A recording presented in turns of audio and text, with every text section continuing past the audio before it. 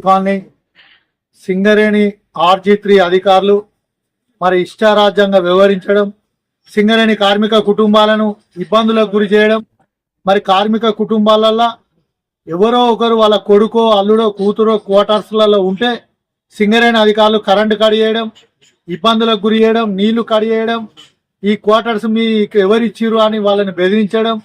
మరి 11 డివిజన్లలో ఎక్కడ కూడా ఇలాంటి విషయాలు లేవు. మరి RG3 అధికారులు కొత్తగా వచ్చిన GM జనరల్ మేనేజర్ గారికి కూడా నేను విజ్ఞప్తి చేస్తున్నా, మీరు మీ HODల మాటలో ఇంకెవరి మాటలో వినకండి. కార్మిక కుటుంబాలను ఇబ్బందులకు గురి చేస్తే భారతీయ జనతా పార్టీ తరఫున పెద్ద ఎత్తున ఆందోళన కార్యక్రమాలు కాదు, GM ఆఫీస్ కూడా ముట్టడి చేస్తాం.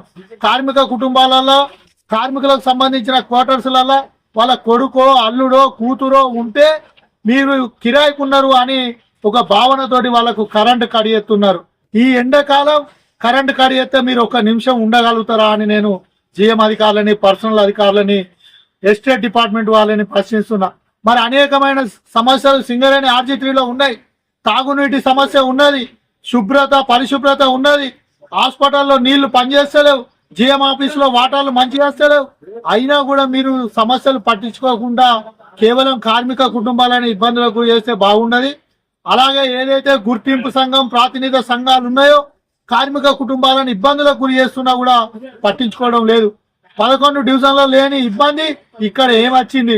300-400 క్వార్టర్స్ ఖాళీ ఉన్నాయి, శిథిల వ్యవస్థలో ఉన్నాయి. మరి వీటిని పట్టించుకోవాలని విజ్ఞప్తి చేస్తున్నా.